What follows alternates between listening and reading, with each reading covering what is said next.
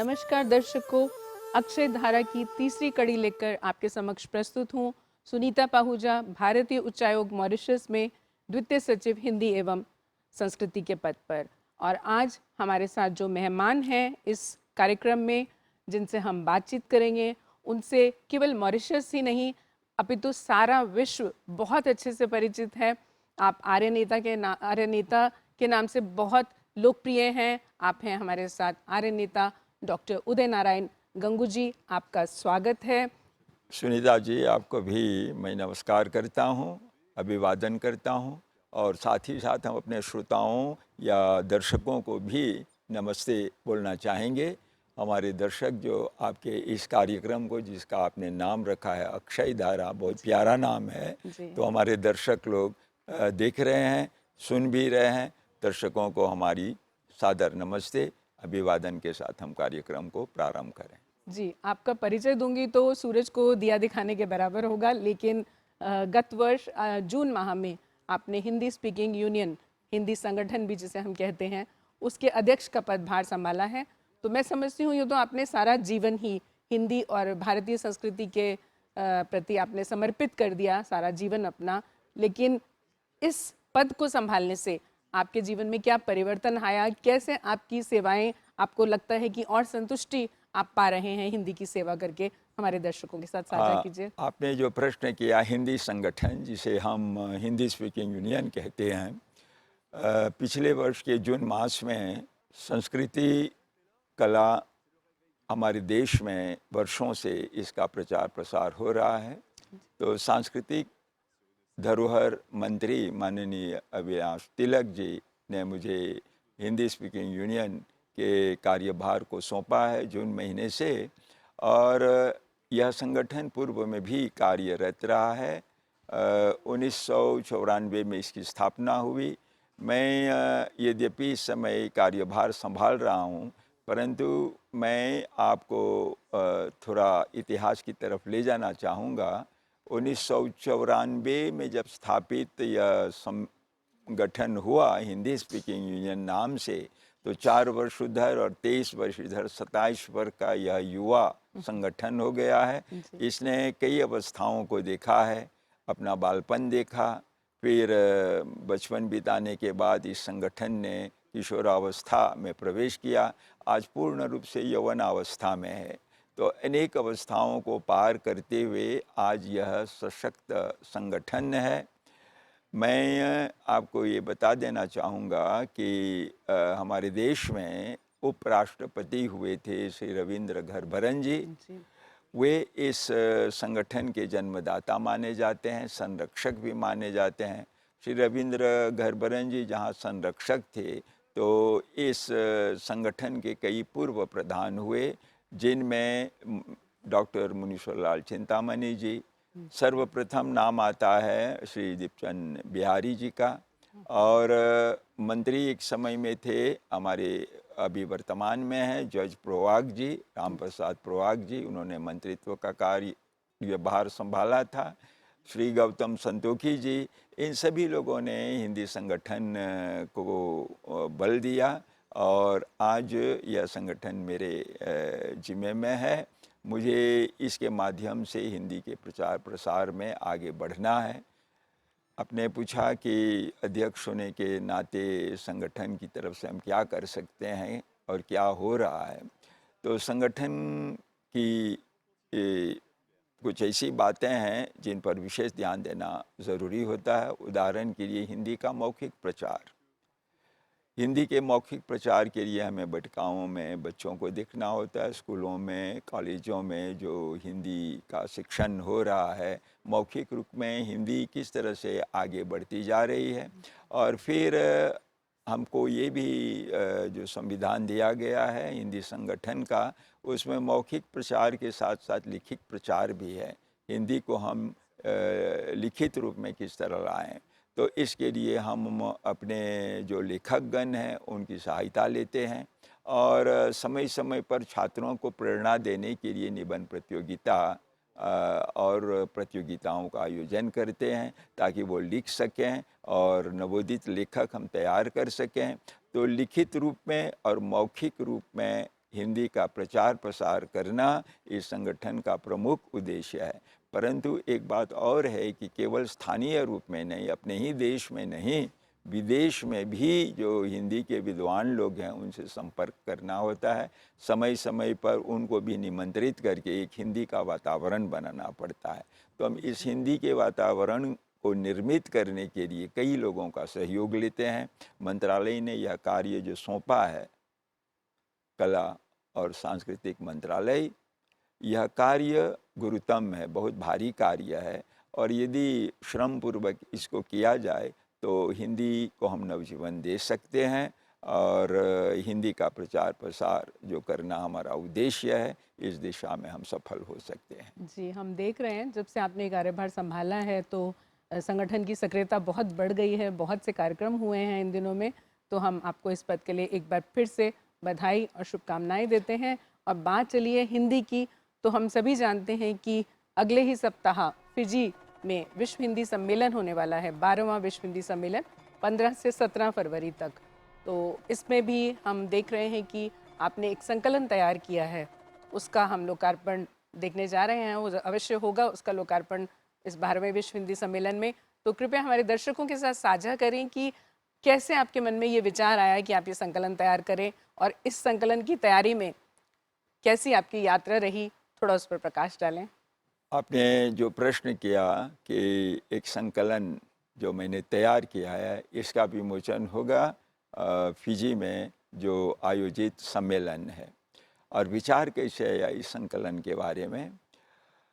हिंदी का लेखन कार्य हिंदी प्रचारणी सभा ने किया था 1935 में, और उस समय के जो लेखक लोग थे वे लोग लिखते थे, और उनकी हस्तलिपि जो हुआ करती थी, उन लेखों को लोग प्रकाशित नहीं करते थे, परंतु संग्रहित करके दुर्गा नामक पत्रिका में जी, हाथ से लिखा हुआ जो भी साहित्यिक कुछ लेख हुआ करते थे, कहानी भी, कभी कविता भी लोग लिख देते थे, तो उन सब का लोग संग्रह करते थे।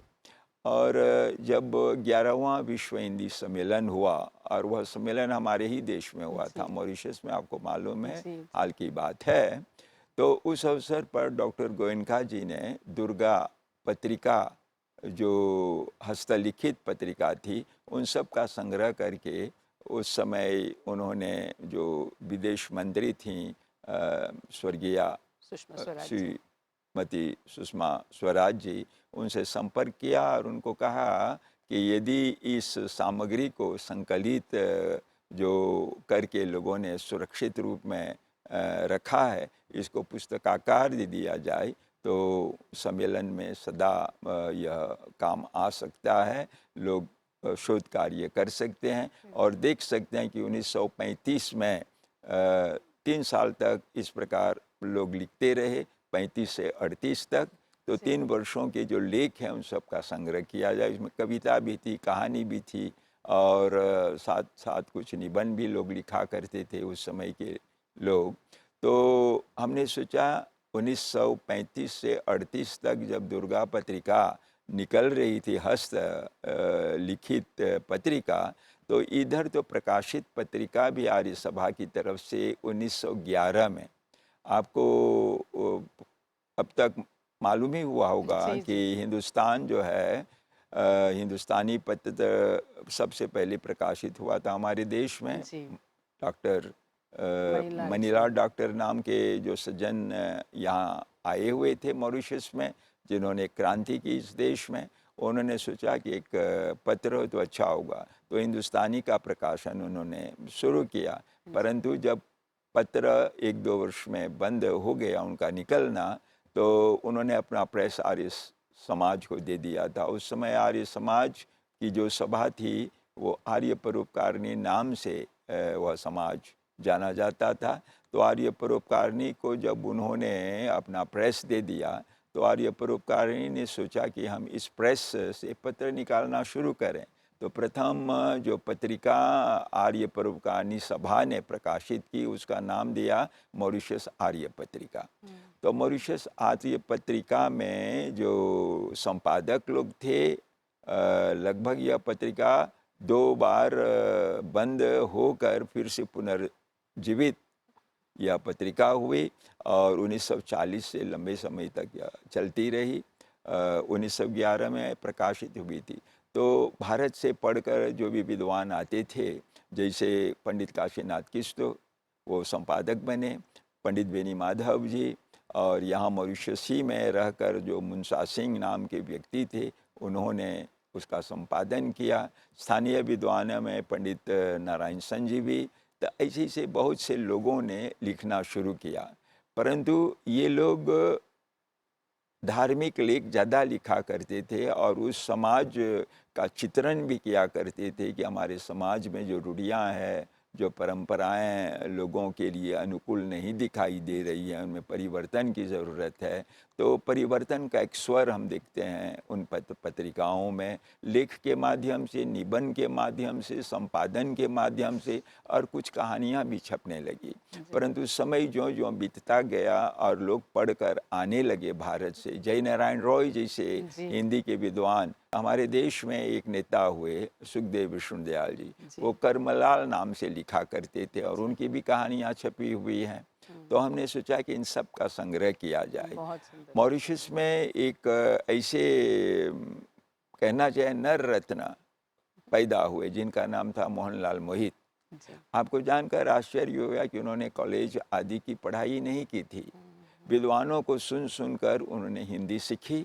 जितने भी लेख और साहित्यिक विधाएं आर्य समाज के पत्र पत्रिकाओं में प्रकाशित हैं, निबंध हैं, कविता है, कहानियां हैं और संस्मरण है, यात्रा वृत्तांत है, विविध विधाएं साहित्य की हमारे पत्र पत्रिकाओं में हम प्राप्त कर सकते हैं। बहुत से स्थानीय कवि हुए यहाँ पर जिन लोगों ने बहुत ही अच्छी भावनाएं व्यक्त की हैं और उन कविताओं को भी संग्रह करके कोई 100 पृष्ठ की कविताएं जो हमारे पूर्व लोगों ने लिखी हैं, उन सब कविताओं को मैंने संकलित किया है। साथ ही साथ बहुत सारी कहानियाँ भी समय समय पर केशव दत्त चिंतामणि जी सुंदर कहानी लिखते थे और निबंधकार में जिसे मैंने कहा मोहनलाल मोहित के निबंध प्रशंसनीय निबंध रहे हैं, जिनमें उन्होंने अनेक मूल्यों की चर्चा की है। सांस्कृतिक धरोहर के रूप में हम उनके निबंध को रख सकते हैं। यात्रा वृत्तांत में आपको जानकर आश्चर्य होगा कि एक डॉक्टर थे मॉरिशस में, प्रथम हिंदू डॉक्टर, जिनका नाम था डॉक्टर सिगोबिन जी। वे फ्रांस में पढ़कर आए थे, मेडिकल डॉक्टर थे और आने के बाद उनकी लगन हो गई हिंदी से। विद्वानों को सुन सुनकर उन्होंने हिंदी सीखी, हिंदी पढ़ी और लिखना शुरू किया। उन्होंने भारत की यात्रा की, चीन की यात्रा की, जापान की यात्रा की और अपना यात्रा वृत्तांत उन्होंने आर्योदय में कई किस्तों में प्रकाशित किया है। और एक पंडित हुए हमारे बेनी माधव रामखेलावन नाम के, वो भारत की यात्रा गए तो उन्होंने अपनी यात्रा भारत की लिखी। 20-25 यात्राएं मोहनलाल मोहित जी ने की है और उन सब यात्राओं का उन्होंने वर्णन किया है। तो यात्रा वृत्तांत साहित्य जो है, इसमें हमने इस आर्योदय में यह भी देखा कि यात्रा वृत्तांत के साथ, कविताओं के साथ, कहानियों के साथ, निबंधों के साथ कुछ लोगों ने संस्मरण लिखे हैं। तो संस्मरण आज हमारे साहित्य की एक नई विधा है और इस विधा को सुरक्षित रखना और उन लेखकों को भी जो स्मरणकार रहे हैं जनता तक लाना, पाठकों तक लाना मैंने अच्छा समझा। तो मेरी जो इच्छा रही है कि जितने लोगों ने हिंदी की सेवा की है उनके प्रति हम कृतज्ञता प्रकट करें। तो आपने प्रश्न किया कहाँ से विचार आया कि आपने ये संकलन किया, तो मुझे केवल विचार ही नहीं, प्रेरणा मिली डॉक्टर कमल किशोर गोयनका जी से। और मैंने सोचा कि इन सब लेखकों ने जो कार्य हिंदी के लिए किया है उनके प्रति हम कृतज्ञता प्रकट करें। उनका उपकार हम माने, क्योंकि वो नहीं होते तो आज हमें लिखित रूप में ये सब साहित्य प्राप्त नहीं हो पाता। बहुत बहुत सुंदर हाँ, विचार भी था आपका और हाँ, आपने उसे मूर्त रूप भी दिया है। या, मैं समझती हूँ ये संकलन जब आएगा हाँ, सबके हाथों में तो निस्संदेह ये एक बहुत बहुत महत्वपूर्ण दस्तावेज होगा उन लोगों के लिए जो शोध कार्य करना चाहते हैं। तो मैं समझती हूँ आर्य सभा का जितना भी लेखन है वो सबको एक स्थान पर मिल जाएगा, क्योंकि आपने बहुत महत्वपूर्ण उसमें से हाँ, चुने होंगे।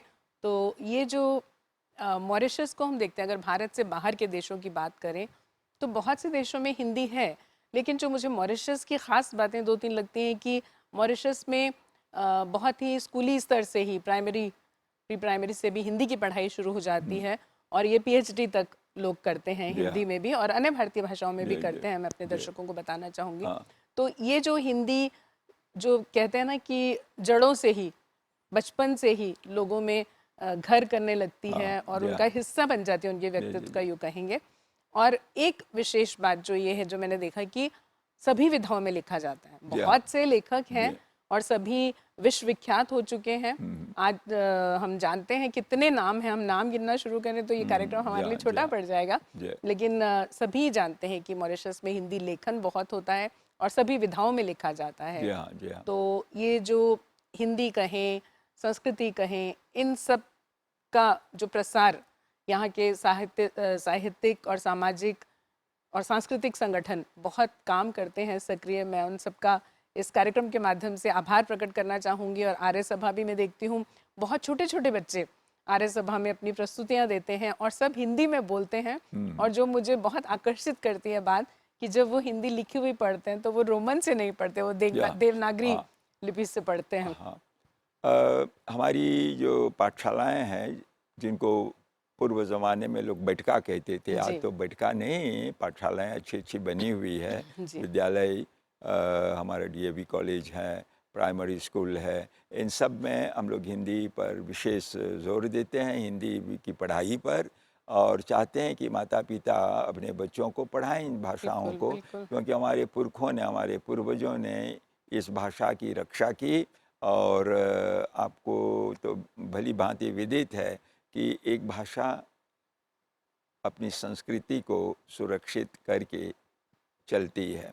यदि संस्कृति को हम बचाना चाहते हैं तो प्रथम भाषा को बचाना चाहिए, क्योंकि बिल्कुल भाषा वाहिनी होती है संस्कृति की। बिल्कुल। आप जैसे मैंने अभी आरंभ में आपको कहा नमस्ते, नमस्ते का एक अर्थ है, तो हम अपनी संस्कृति को भी अपनी भाषा के माध्यम से बचा कर रख सकते हैं। हम पिताजी माताजी बोलते हैं, जी शब्द का प्रयोग बिल्कुल करते हैं, हम बिल्कुल। तू नहीं बोलते हैं माता पिता नहीं। को। हम आदर के साथ जी लगाते हैं। जी तो भाषा में एक संस्कृति होती है कि बड़ों का सम्मान करना चाहिए। तो कई मूल्यों का हम भाषा के माध्यम से रक्षा करते हैं और उन मूल्यों को अपने बच्चों को देना चाहते हैं। तो हर एक भाषा जो है संस्कृति से भरपूर होती है। जहाँ हम भाषा का शिक्षण करते हैं वहाँ संस्कृति का भी रक्षण करते हैं। बिल्कुल। हिंदी प्रचारिणी सभा का भी लोगो है, भाषा गई तो संस्कृति हाँ, गई।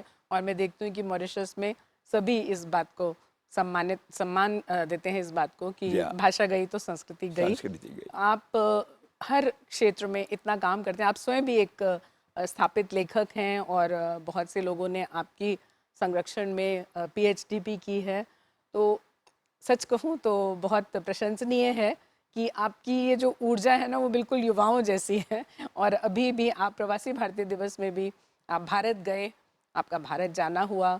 तो हमारे दर्शकों के साथ ये साझा कीजिए, आपके क्या विचार हैं कि जब हम इस तरह के कार्यक्रम करते हैं, चाहे वो प्रवासी भारतीय दिवस हो, उसके बाद वहाँ एक Madhya Pradesh investors global investors summit भी हुआ, और अभी G20 भी भारत आयोजित कर रहा है। तो हर देश से भागीदारी हो रही है जिसमें मॉरिशस एक विशेष तौर पर आमंत्रित है रहता है। और अभी जब हम फिजी की जैसे बात कर रहे थे कि विश्व हिंदी सम्मेलन भी होने वाला है, तो इस तरह के जब अंतर्राष्ट्रीय आयोजन किए जाते हैं उनका दो देशों पर क्या प्रभाव पड़ता है और भारत और मॉरिशस के संबंध कैसे इनसे प्रभावित होते हैं?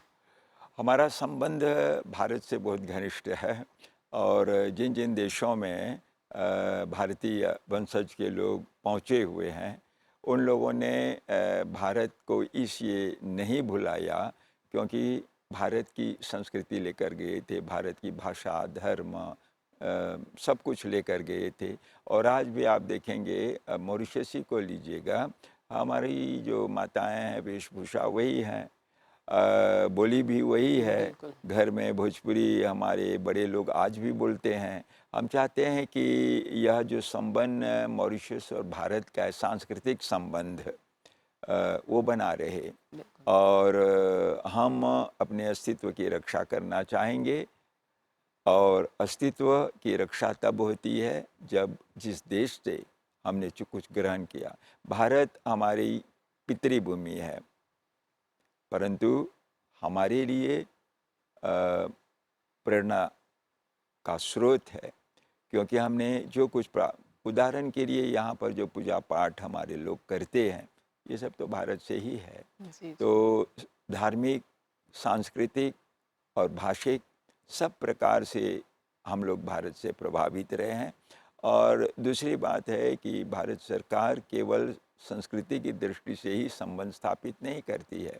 यदि हम ध्यान से देखें तो आर्थिक ढंग से भी हम भारत से जुड़े हुए हैं। बहुत सारा सामान भारत से यहाँ आता है। मुझे आप अनुमति दें तो 1912 की एक बात प्रस्तुत करना चाहूँगा। 1912 में भारत से एक सन्यासी मॉरिशस आए थे, भ्रमणार्थ आए थे। उनका नाम था मंगलानंद पुरी।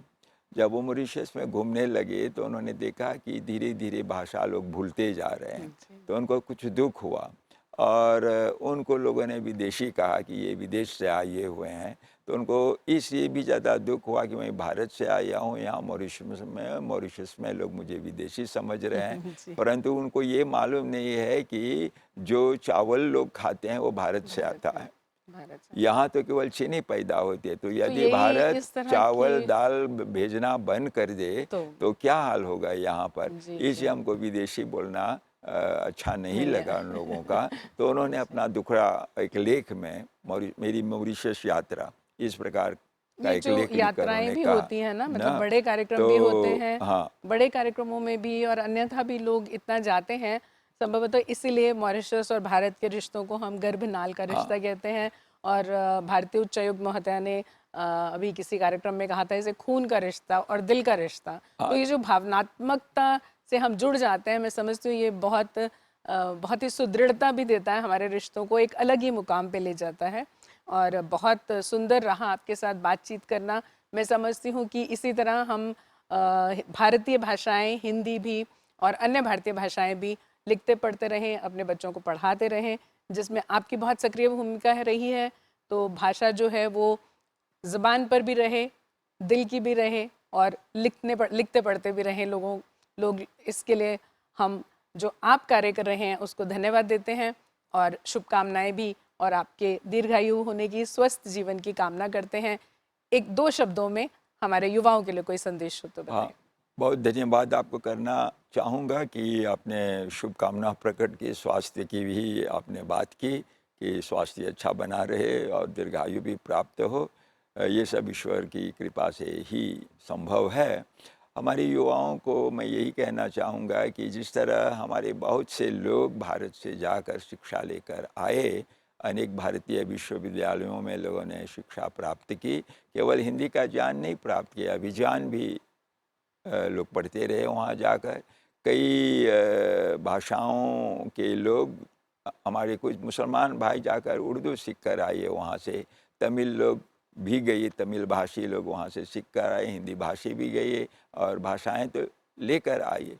परंतु बहुत से लोगों ने वहाँ जाकर वैज्ञानिक विषयों का अध्ययन किया और इससे हमारा देश संपन्न हुआ। कई लोग मंत्री बने भारत में पढ़कर बिल्कुल, लिखकर आकर यहाँ पर इस देश में शासन का कार्य किया मंत्री के रूप में, और अनेक बड़े बड़े पदों पर हुए, आसीन हुए। हम अपने युवकों से यही कहना चाहेंगे कि आप अपनी भाषा पढ़िए और भारत से जुड़िए, क्योंकि भारत एक विशाल देश है और भविष्य में क्या, वर्तमान ही में संसार भारत के सामने अपनी सिर झुका भाषा से रहा है। जुड़ते हैं तो हम और अपनी जड़ों इस से महान जुड़ते हैं। देश के साथ जुड़ने से ही आप अपने अस्तित्व की रक्षा बिल्कुल, कर बिल्कुल, सकेंगे। बिल्कुल। और पूर्वजों ने इसीलिए भारत को आदर से भारत माता कहा था, तो उस भारत माता के सामने हम बहुत भी बहुत बहुत नमन बहुत करें। धन्यवाद डॉक्टर साहब आपका। यहाँ हम बहुत बहुत धन्यवाद करते हैं कि आपने आज हमसे इतनी सारी अपनी बातें साझा की। दर्शकों, हम आपको नमस्कार करते हैं आज के लिए। अगली कड़ी में फिर मुलाकात होगी। एमबीसी को और इनकी सभी तकनीकी टीम को हम आभार प्रकट करते हैं। धन्यवाद।